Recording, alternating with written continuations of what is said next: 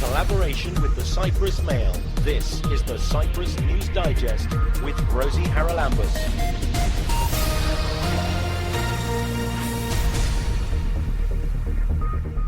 Coming up on the programme this week, we talk to the European Commission's Director for Climate Strategy about the plans to get carbon neutral. What we need to do is to become climate neutral as Europe by the year 2050. So that is 3 decades from today. And in those 3 decades, we will have to transform our entire economy in order to make sure that we bring down the emissions as much as possible, and all the remaining emissions that are there are going to be balanced with removals from the atmosphere of an equal amount of these greenhouse gases. So that is a huge challenge for us as society. And as the second anniversary of the collapse of the talks in Crans-Montana passes, we talk to a Turkish Cypriot activist about the plans, hopes and fears with regard to the reunification of the island. I believe that yes, it is possible for people to say yes to a plan which is endorsed by their leaders. And this is the problem. Their leaders are not showing leadership. And this is why we are having issues. And of course, many people don't even understand the context and even the concepts that we discussed. All those rotational presidency, all this power sharing, all these discussions about how to maintain security and guarantees, quite alien to them. The Director for Climate Strategy at the European Commission, Artur Runge-Metzger, was in Cyprus recently to talk to stakeholders in the environment sector about climate change and the strategy for it in Cyprus. You gave a very interesting presentation about all the different strands that need to be pulled together and that the Commission has, to some degree, pulled together to try and tackle this issue of climate change. How would you sum them up with your 7 pillars that you mentioned? How I would sum it up is that we have an enormous task ahead of us as Europe if we want to take our full global responsibility on tackling climate change. What we need to do is to become climate neutral as Europe by the year 2050. So that is 3 decades from today. And in those 3 decades, we will have to transform our entire economy in order to make sure that we bring down the emissions as much as possible, and all the remaining emissions that are there are going to be balanced with removals from the atmosphere of an equal amount of these greenhouse gases. So that is a huge challenge for us as society. What is very good is that we have technologies that are available for every sector of the economy, and every sector can contribute to the solution.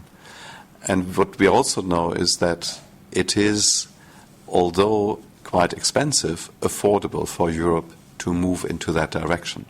It might even be more affordable, surely, than not doing anything, because we can't put it right afterwards, or we haven't got the funding, even if we could.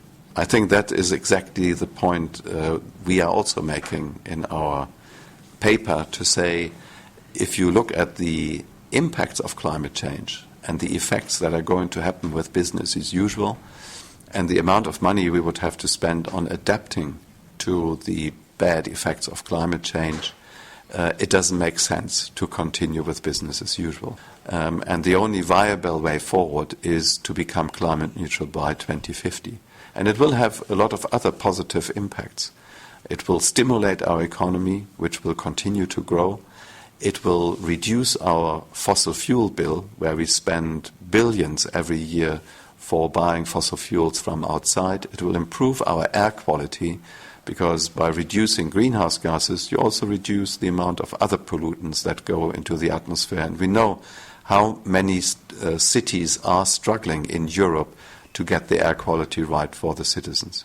So in terms of urbanisation, and transport particularly, because mobility is something that we take for granted, but particularly in a place the size of Cyprus, where the population is so small, it's really difficult sometimes to put in place the sort of transport solutions that the big capitals in Northern Europe have, because they're just simply not viable financially. So are there alternatives? What should we be looking at, bearing in mind that we are a small island with obviously limited resources? Mm-hmm. Again, in terms of technologies, I think we know what to do in order to clean up the transport sector. I think in the next 10 to 15 years we will see a dramatic change in the types of cars that you will see in the streets. They will become much cleaner and they will become much more efficient compared to the cars we are running today. We will also have transport solutions that are more modular, so you don't need the large numbers. You can do it with small buses, and together with smart technology, you will be able to do, for instance, transport of several people in shuttles on demand, on call. And that can all be coordinated with intelligent solutions. So in that way, you bring down even the cost of public transport and not thinking of mass transportation in terms of putting in place a huge metro system or so, which of course doesn't make much sense for a small island like Cyprus. And if we look at the way our cities are designed, that's something else that I know is being tackled in other countries, because at the design stage, not only of the whole city, but then of individual buildings, you can build in, can you not, climate solutions which are actually going to improve the air quality, for example, having rooftops made of trees, and those sort of things. But we need, don't we, to embrace those alternative solutions, and I'm wondering how easy it is to get people to change their ideas. I think what we see in practice is over the last years that the renovation rates of buildings hasn't really changed. It is more or less constant at around 1%. So that means every building is going to be renovated once in 100 years. If we want to become climate neutral by 2050, it means we need deep renovation of all the buildings that will be there in 2050, and 80% of those you see already today standing will have to be deeply renovated in the coming 30 years. And it's true that this is probably not just happening as such. That will require the planning, the spatial planning, the urban planning from cities. And I think you're also right in saying that, yes, some cities in Europe have found solutions already. So it's now important that these solutions travel fast to all the other parts of Europe. As European Commission, we have created something that is called the Covenant of Mayors. There's 6,000 mayors who are looking forward in a very progressive manner. So we need more mayors joining that movement in order to enable that learning from each other and to accelerate the pace of change, because that is really required. 1% renovation rate is just not going to get us there. We need to at least double this in the coming years to make headway to a climate-neutral Europe in 2050. Of course, homeowners are presumably going to have to foot most of the bill for this, but is there any way that the Commission can persuade individual member states that, again, if you're working prophylactically or in prevention in a way, that they might help their citizens to do this and maybe even divert government funding from, I don't know, defence spending or other spending in order to try and meet these climate targets? Do they understand how important it is? I think we just had a discussion among the European heads of state on a climate-neutral Europe by 2050, and the vast majority of them has been buying into this long-term vision. So I think the understanding is there. Now coming to the practicalities on how you implement that, there is a vast field of experimentation still to be done. And that is also true for renovating buildings. It is true that the upfront cost very often is deterring people from putting the money into the renovation. So with a little help of the government, that can be changed. And that doesn't need to be a complete grant. This can be loan programs that can be paid back over time. Because we also know that most of these renovations, they will pay for themselves in the longer term. Maybe in 10, in 15 or 20 years.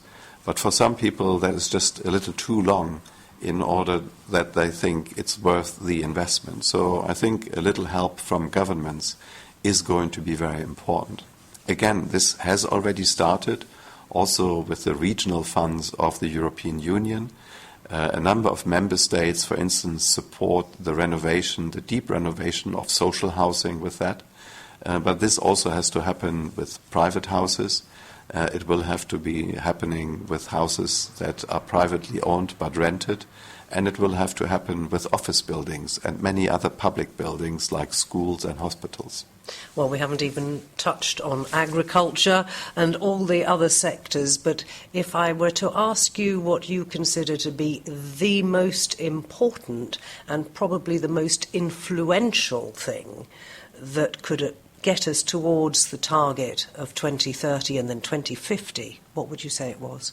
I know it's got to be a holistic thing, but is there one particular thing that you think will have the biggest impact? I think if you look at the numbers at the moment, the biggest impact would really be the renovation of buildings and improving our building stock. I think that is something where I would put my money on in the coming years. That is really something that can be done together with the innovation that is happening in the energy sector in terms of rolling out renewables.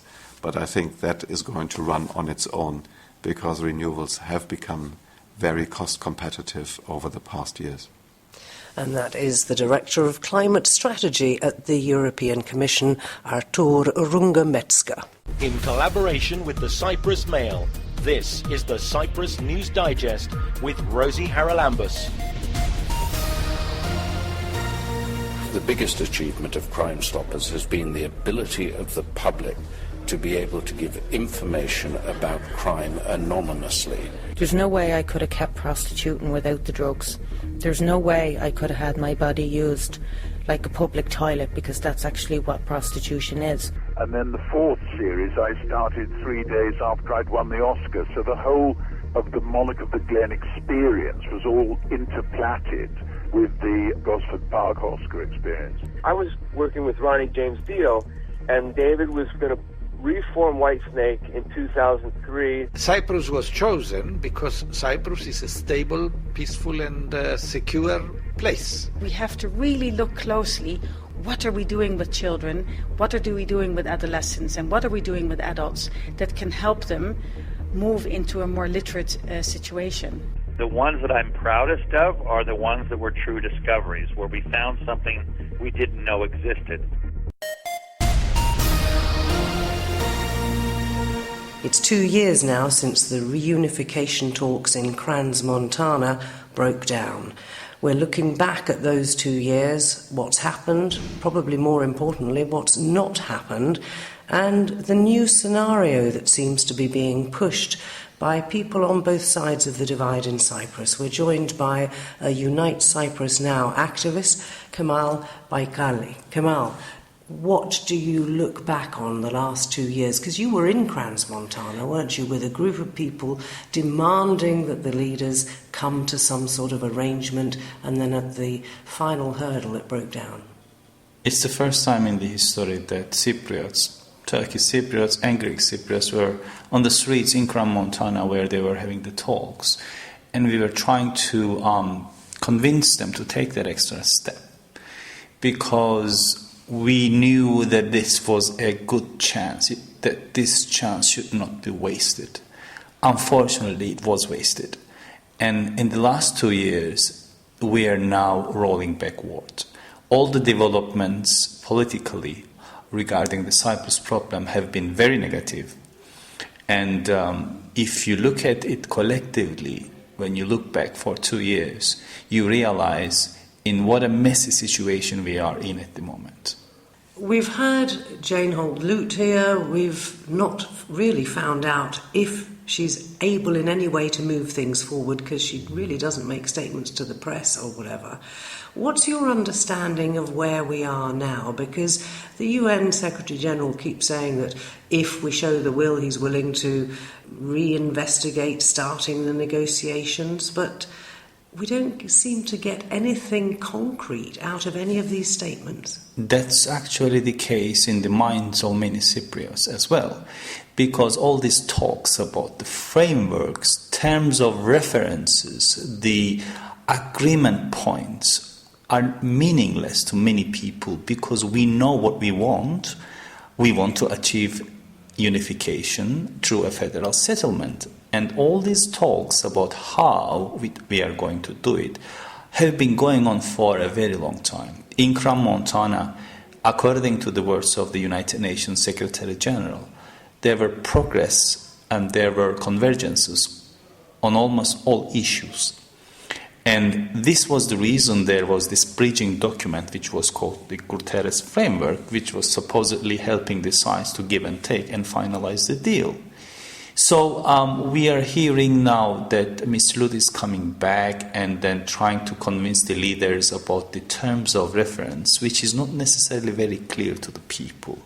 For us, it is very clear that a federal settlement needs the sides to sit down and commit themselves. But we keep hearing now about a different sort of federal settlement.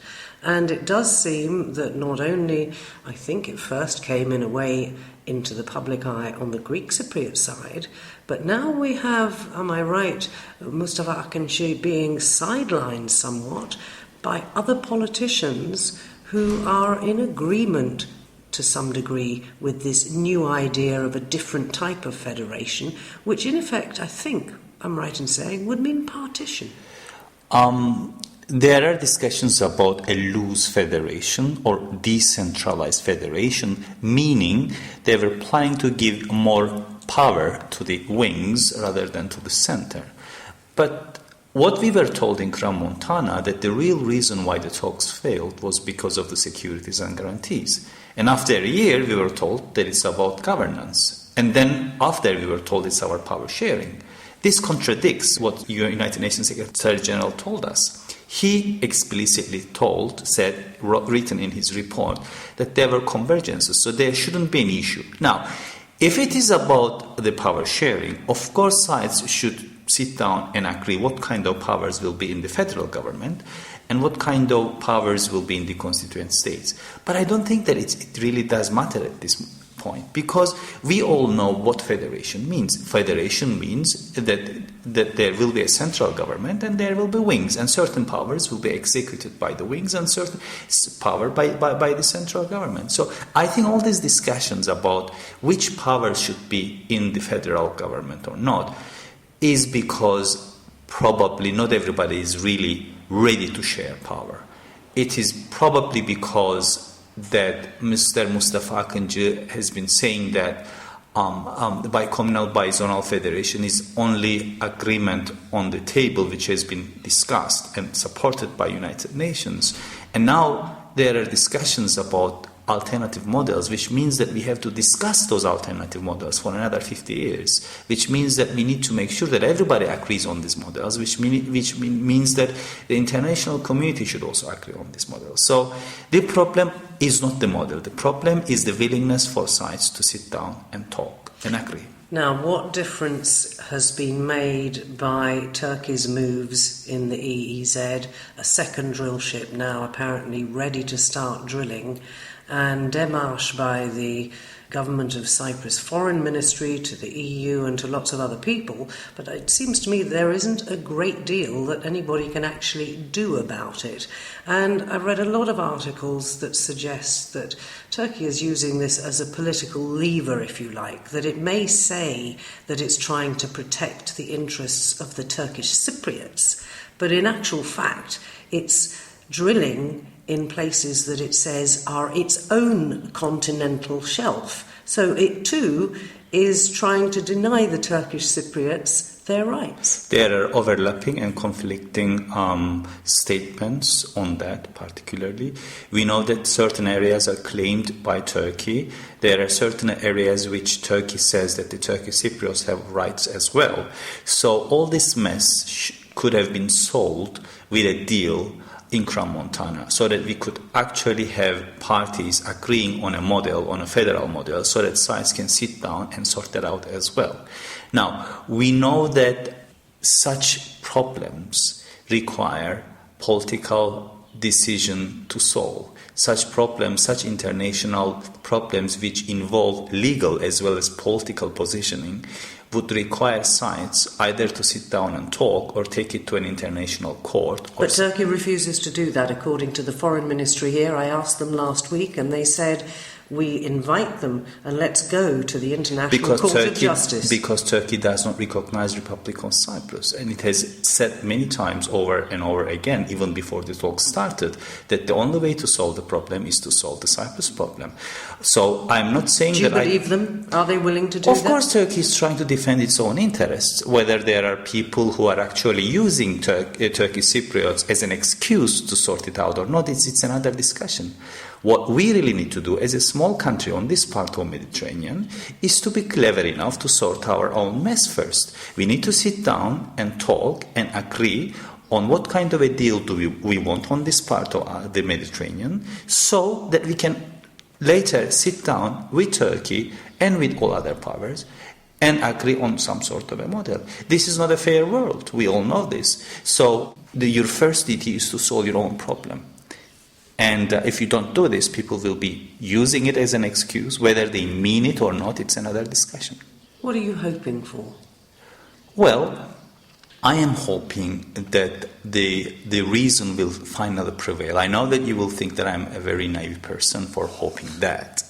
But I'm hoping that maybe people will start seeing that there are so many other problems on this world. And we Cypriots, being very spoiled, thinking that we are the only problem on this universe, on this planet, that everybody should pay attention to us. They will not. We need to sit down and sort our own mess. For that, we need leaders on both sides who have A, the support of the majority of their populations, and B, the political will to do something, and in fact, let's face it, to lead.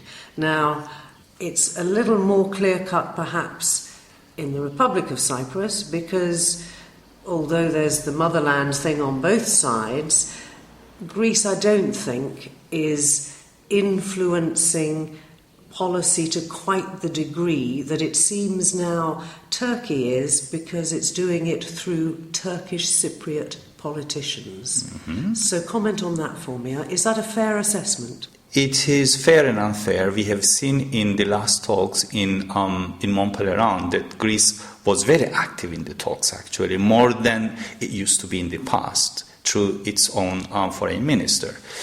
But what's going on in the north regarding Mr. Akıncı is that he was elected by the people, and in the south it's a presidential system. In the north it's a parliamentary system, and people seem to forget this fact sometimes. But historically, because the Turkish Cypriot presidents, if you like, when they were elected, everybody knows that they are also the leader of their community, so they were recognized to carry out the talks for their community.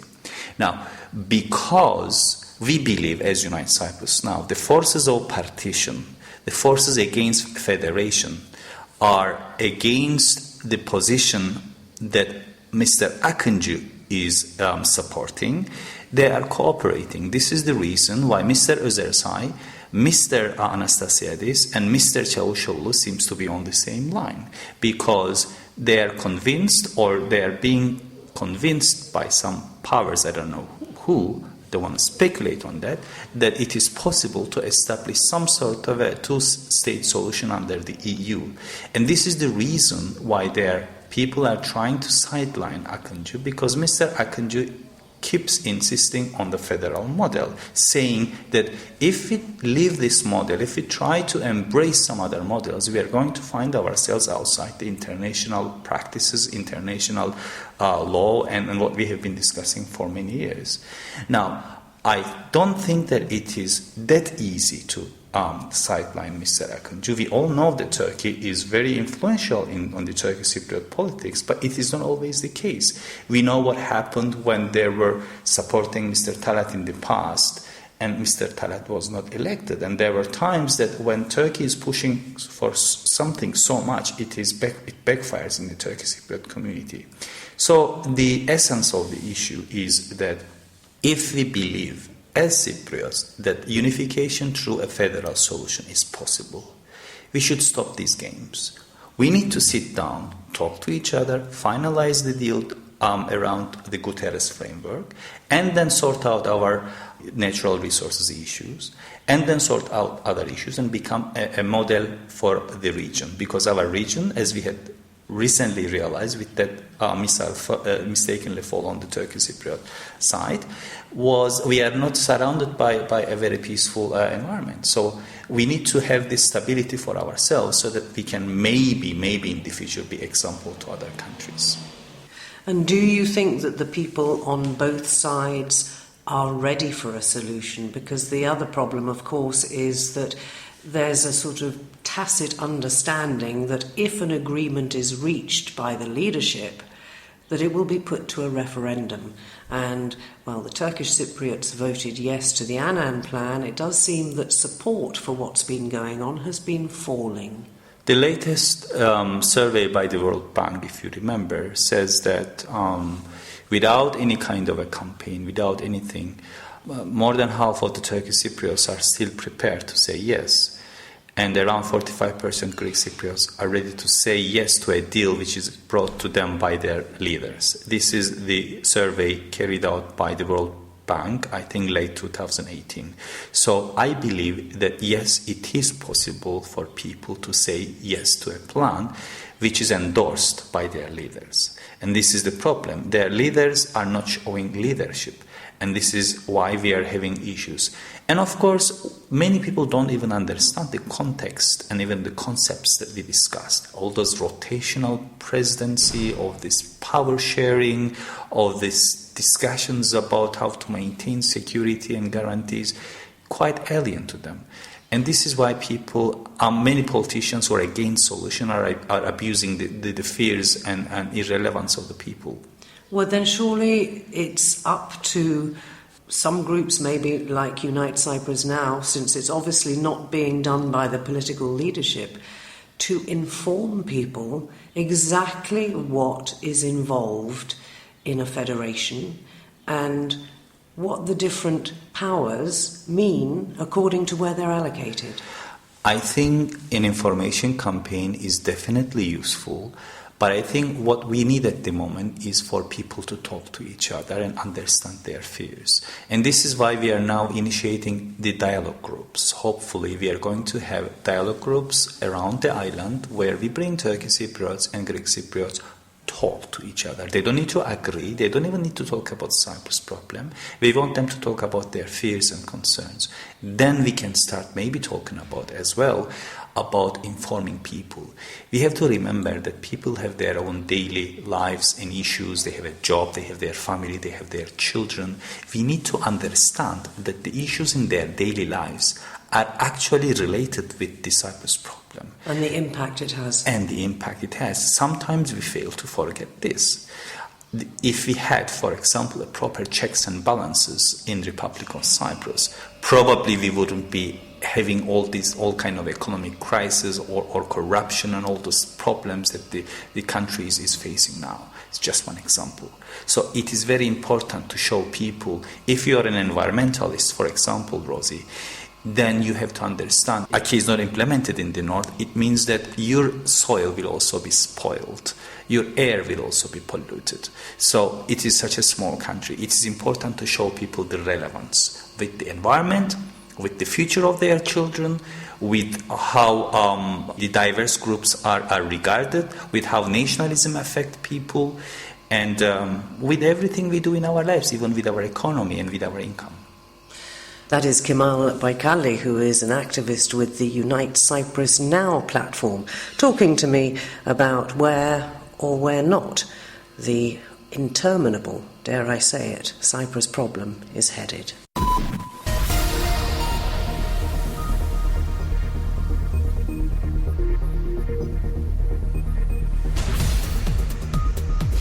Well, that about wraps up this edition of the Cyprus News Digest. Many thanks for your company.